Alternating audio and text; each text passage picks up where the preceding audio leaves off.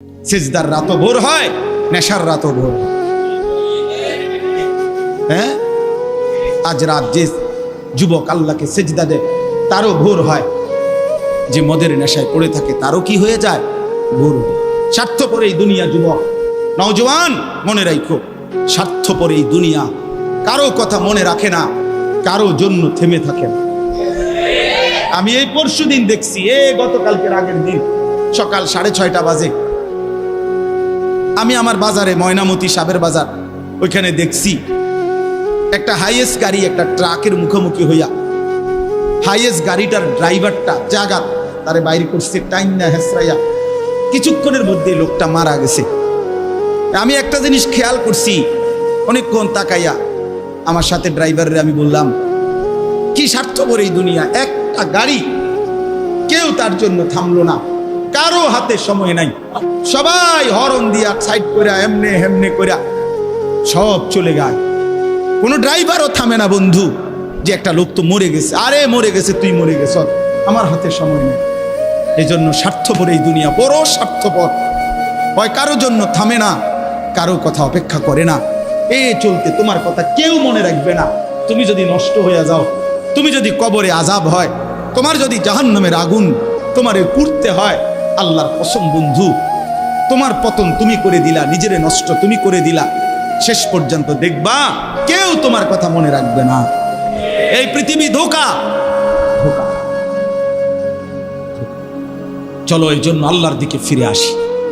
ইল্লা মান তাবা ওয়া আমানা ওয়া আমিলা সালিহান, আল্লাহ বলে যে গুনাহ ছেড়ে দিয়ে তওবা করলো, আমি আল্লাহকে বিশ্বাস করলো এবং পুনরায় আবার নেক আমল শুরু করে দিল, ফাউলাইকা ইয়াদখুলুনাল জান্নাহ, আমি আল্লাহ ওয়াদা দিলাম, আমি আল্লাহ তাদেরকে জান্নাতেই ঢুকায়া দেব। ওয়ালা ইউজলামুনা শাইআ, কোনো জুলুম করা হবে না এক বিন্দু। অর্থাৎ পেছনের গুনার জন্য আমি লজ্জা দেব না, বরং তওবা করার কারণে, ফিরে আসার কারণে, নতুন করে আবার নামাজ সেজদা বন্দিগি পাক পবিত্র জীবন চলার কারণে এখন থেকে নিয়ে বাকি জিন্দেগির আমলের বরকতে জান্নাত দিয়ে দেব। এই জন্য প্রিয় সন্তান, প্রিয় কিশোর, নওজওয়ান, যুবক, চলো ইনশাআল্লাহ বদলাইবার সিদ্ধান্ত নেই। সবাই এই পরিমাণ শাহওয়াত, এই পরিমাণ অবৈধ কামনা বাসনা, নারী ছবি, অশ্লীলতা, বেহায়াপনাতে মাতাল হয়ে গেছে বন্ধু চারিদিকে, সমাজের চারিদিকে। হজ্জের সফরে ছিলাম, যে কয়দিন যায় খোঁজ খবর নিছি, দেশের খবর একটাই, হত্যা, খুন, ধর্ষণ, নারী নির্যাতন। আর সবচেয়ে আশ্চর্যের কথা হলো, আমি মনে হয় আমার এই ছোট্ট হায়াতে গত 30 বছরে আমি যেই কথাটা এতবার শুনি নাই, গত 2 মাসে বারবারই শুনি চারিদিকে পরকিয়া। এটা এই পরিমাণ সমাজে বেড়ে গেছে, অসভ্যতা, যে স্বামী থাকতো নারী অন্য পুরুষের প্রতি আসক্ত, স্ত্রী থাকতো ওই জানোয়ার অন্য নারীতে আসক্ত, এটা খুব বেশি পরিমাণ বেড়ে যাচ্ছে, যার কারণে আপনজনকে হত্যা করতে পর্যন্ত লজ্জিত হচ্ছে না। এর চাইতে বড় আশ্চর্য, আশ্চর্য বাংলাদেশে এর চাইতে বড়, এর চাইতে দুর্ধর্ষ হত্যার ঘটনাও 2 দিনে কি হয়ে যায় খবর বোঝা যায়। কিন্তু এখানে কেন বোঝা যাচ্ছে না? বোঝা যাচ্ছে এটা স্পষ্ট, আপনজনের এটা ধামাচাপা দেওয়ার জন্য সব রকমের প্রসেসিং করা হচ্ছে, সব প্রসেসিং করা হচ্ছে। অসহায় ইমাম মুয়াজ্জিনকে বেইজ্জতি কেউ করতে পারে নাই, কোন আলেমে দ্বীন ইনশাআল্লাহ বেইজ্জতি হবেও না ইনশাআল্লাহ। মনে রেখে, মনে রেখে, গতকালকে রাত্রেও আমাদের কুমিল্লায় গত 3 মাস আগে একজন আলেমে দ্বীনকে একজন প্রিন্সিপাল বেইজ্জতি করছিল, অপমান করে সামান্য অজুহাতে মসজিদ থেকে বিদায় করে দিছিল।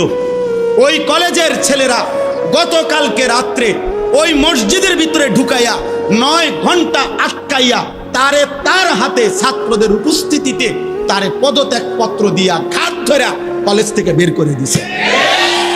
আল্লাহ তাআলা বেইজ্জতি করে দেখায় দিছে। ছাত্ররা বলছে, স্যার সই দেন, আপনারে 50 টাকা দিব। মানে 50 টাকা, 100 টাকার লোভ সামলাইতে পারেন নাই, নেন। পদত্যাগপত্র সই দেন। এই জন্য দোস্ত, নারীর আসক্তি, জিনা, বেবিচার, পরকীয়া, অসভ্যতা, যুবক ভাই তোমরা বাঁচতে হবে। নওজোয়ান, আল্লাহ যদি হায়াত দেয় তোমরে, আগামী সময়টা তোমরা তো পৃথিবীতে থাকতে হবে। এই সমাজ, এই দেশ তো আলাদা করতে পারতা না, তুমি তো এই জমিন ছেড়ে দিতে পারতা না বন্ধু। সম্পদ যদি হয়, তোমরা সব ছেলে তো একসাথে চাঁদের দেশে যাইতে পারতা না, আরেকখানে যাইতে পারতা না। এই সমাজ নিয়ে বাঁচতে হবে, এই দেশ, এই মাটি, এই এলাকা নিয়ে তো তোমাদেরকে বাঁচতে হবে ভাইয়া। তাহলে এই সমাজ যদি তোমরা এভাবে নষ্ট করে দাও, তোমরা যদি সবাই বেনামাজি হয়ে যাও, নারী, ছবি, মোবাইলের অস্থির দৃশ্য ছাড়া যদি তোমাদের রাত না কাটে, দিন না কাটে, আগামী 20 বছর তোমরা সমাজ, তোমার অঞ্চল, তোমার ঘর পরিবার নিরাপদ থাকবে কেমনে? বাঁচবা কেমনে? চলবা কেমনে? চলবা কেমনে বলো ভাইয়া? 9 বছরের বাচ্চা মেয়ে যদি নিরাপত্তা না পায়, আমার সমাজ কি পরিমাণ অশান্ত হয়ে গেছে। হ্যাঁ, কেমনে বাঁচবা ভাই? তোমারও তো বোন আছে, তোমারও তো ছোট্ট বোন আছে, তোমারও তো ছোট বোন আছে, তোমার বোনেরও তো নিরাপত্তা দরকার। তুমি তো এই সমাজ থেকেই, এই পৃথিবী থেকেই কোনো না কোনো নারীকে বিয়ে করবা, তারও তো চরিত্রের পবিত্রতা দরকার, দরকার না? তো কেমনে মিলবে ভাইয়া? কেমনে মিলবে? সবাই যদি এমন চরিত্রহীন হয়ে যাও, নারী ছাড়া, ছবি ছাড়া, মোবাইল ছাড়া, উলঙ্গ দৃশ্য দেখা ছাড়া তোমাদের রাত কাটে না, দিন কাটে না, আমার সন্তানরা কেমনে আগামীর পৃথিবীতে তোমরা বাঁচবা ভাইয়া বলো? তোমাদের অনেক ছেলের চেহারা দেখলেই তো বোঝা যায় কতদিন হয় নামাজ পড়ে, কতদিন হয় মালিকরে একটা সেজদা দেয়। চুল নিয়ে এত ব্যস্ত হয়ে গেলা কেন? চুলের ফ্যাশনের উপরে এত অস্থির হইলা কেন? কে দেখে তোমার চুল? কীর্ত দেখে? কারে দেখাবো এসব চুল? মানুষের আর কাজ নাই, মানুষই বুঝি বইয়া বইয়া তোমার চুল দেখবে। তুমি যে সারাদিন চুল নিয়ে ব্যস্ত, শরীর পূজা, দেহের পূজা এভাবে করছো কেন? সারাক্ষণ বুঝি এই শরীর, এই দেহ, এটা নিয়েই ব্যস্ত হয়ে গেলা। সারাক্ষণ একটা নারী বুঝি, একটা নারী, একটা ছবি, একটা বেডি, একটা উলঙ্গ দৃশ্য, এর জন্যই পৃথিবীতে আসা। এই রাত দিন বুঝি মোবাইলে দেখবা, ছবি দেখবা, নারী দেখবা, সারাদিন বুঝি নারীর জন্যই পৃথিবীতে আসা। তোমার আর কাম নাই, আর কোনো উদ্দেশ্য নাই দোস্ত আমার। ঠিক হলো না, ঠিক করলা না ভাইয়া, ভালো করলাম। অর্থাৎ যারা নামাজ পড়ে না, আল্লাযীনা তারাকুস সালাহ, টোটালি নামাজ যারা ছেড়ে দিছে, তারা প্রজন্মের উত্তম তো না, নিকৃষ্ট না, তারা কোনো জেনারেশনে না, তারা কোনো মানুষে না, তারা কোনো কিচ্ছু না, এর কোনো গণাতে ধরে না। ওই প্রথমেই বাদ গণাত করছে, অরে নিকৃষ্ট হিসেবে বলতে চাইছে আল্লাহ এখানে যারা তাদের নামাজকে নষ্ট করে দেয়। তাফসীরের মধ্যে লিখছে নামাজ নষ্ট করে দেয় মানে কি? 1 নাম্বার, যে ব্যক্তি নামাজকে যথাসময়ে আদায় করে না, ইউআখিরুনাস সালাহ, তাখির করে, নামাজ সবসময় দেরিতে পড়ে। নামাজ সবসময় কখন পড়ে? দেরিতে পড়ে। আল্লাহ তাআলা বলছেন ওরা ওই সমাজের নিকৃষ্ট মানুষ। ফাওয়াইলুল লিল মুসাল্লিন আল্লাযীনা হুম আন সালাতিহিম সাহুন। আল্লাহ তাআলা বলেন ওই নামাজীদের জন্য জাহান্নাম। ওয়াইল, জাহান্নামের একটি গুহা, জাহান্নামের একটা অংশ, জাহান্নামের ভীষণ আযাব। আল্লাহ তাআলা বলছে তারা আল্লাযীনা হুম আন সালাতিহিম সাহুন, যারা তাদের নামাজের মধ্যে সাহুন, অলস, নামাজকে সবসময় দেরি করে, নামাজকে সবসময় দেরি করে। জোহরের আজান হইছে 1টা বাজে, এবারে জোহরের নামাজ পড়তে গেছে 1:15 বাজে, 4:30 ওরা নামাজ পড়ছে লুঙ্গিটারে বইটা, গামছা একটা কান্দে দিয়া, রুকু সিজদা 3-4টা মেরে দিল আর কি। এটা নমাজ হইলে আর কি তো করতাম হুজুর, সময় কুলাইতারি না। কিটছেন আপনি, ঘাস কাটছে, এতক্ষণ গরু গোসল করাইছে, গরু গোসল করাইছে। গরু গোসল করানোটা খুব দামি দরকারি বিষয়। নামাজকে এরকম প্রতিনিয়ত যে বিলম্ব করে আল্লাহ তাআলার কোরআনের ভাষায় তারা নিকৃষ্ট মানুষ, নিকৃষ্ট মানুষ। আদাউস সালার অন্তর্ভুক্ত, আদাউস সালার অন্তর্ভুক্ত নামাজকে বিলম্ব। আচ্ছা, হাদিসের মধ্যে আছে, কোরআনেও আছে, যে ব্যক্তি নামাজে অবহেলা করে, আল্লাহর কসম, আল্লাহও বলছে, নবীজিও বলছে, সে মুনাফিক। ইন্নাল মুনাফিকিনা ইউখাদিউনা আল্লাহ ওয়া হুয়া খাদিউহুম ওয়া ইযা কামু ইলাস সালাতি কামু কুসালা। কোরআন শরীফে আল্লাহ মুনাফিকের এক নম্বর পরিচয় বলছে, মুনাফিক সে যে নামাজ পড়ে অলসভাবে। নামাজ পড়ে কিভাবে? তাহলে নামাজ যে পড়ে না তার ব্যাপারে বলেন, কথা বলেন না কেন? তারে মুনাফিকও বলে নাই। তুই কোনো মানুষে না বেটা, তুই কোনো কাতারে নাই, তোর কোনো আলোচনাই নাই। আলোচনা ওই ব্যক্তিরে যে নামাজ পড়ে অলসভাবে, খামখেয়ালি করে। দাঁড়াইবার কথা দুই পায়ে, দাঁড়াইছে এক পায়ে,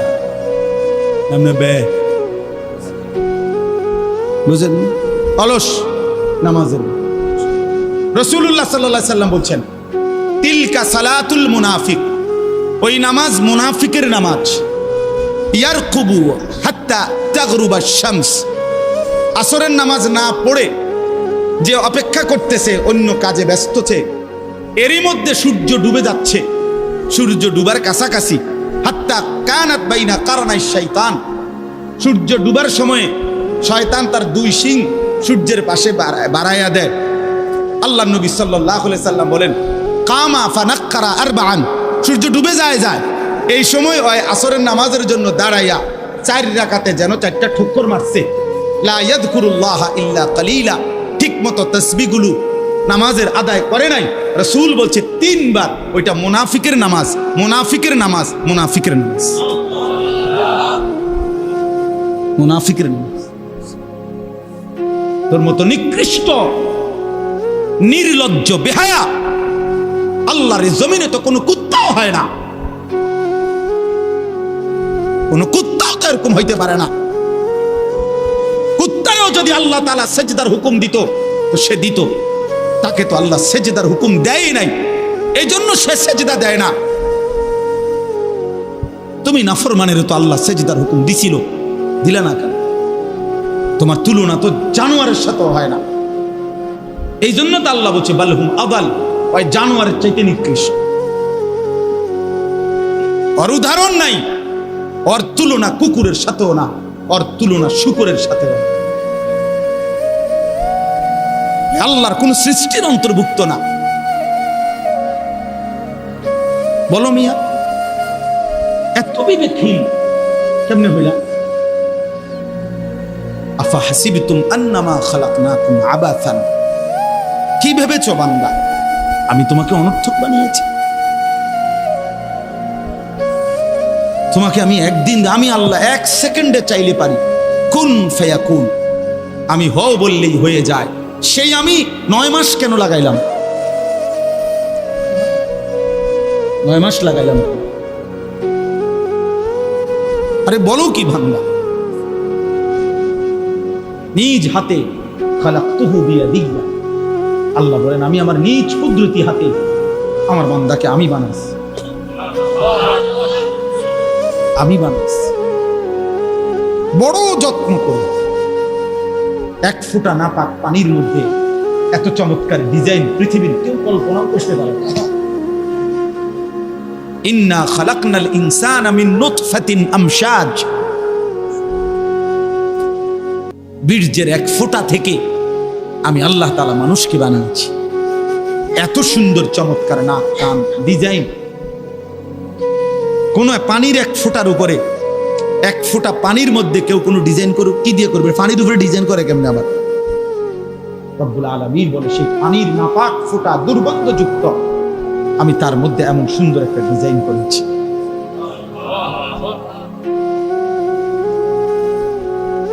কেমনে ভুলে গেলাম? মা গাররাকা বিরাব্বিকাল কারীম, আমার মতো মেহেরবান দয়ালু মাওলা 24 ঘন্টা যে তোমাকে অজস্র অগণিত নিয়ামত দিচ্ছি, এই আসমান জমিন, এই চাঁদ সূরজ আলো বাতাস, 1 সেকেন্ড বান্দা এই বাতাস বন্ধ করে দিলে তুমি নিশ্চিহ্ন হয়ে যাবে। তুমি এই পৃথিবীতে নিঃশ্বাস ত্যাগ করে মৃত্যুবরণ করবা। একটা নিঃশ্বাসের জন্য তুমি এতটা মুখাপেক্ষী আমি আল্লাহর কাছে, সেই আমাকে একটা সিজদা দিবা না? সেই আমাকে একবারও ডাকবা না?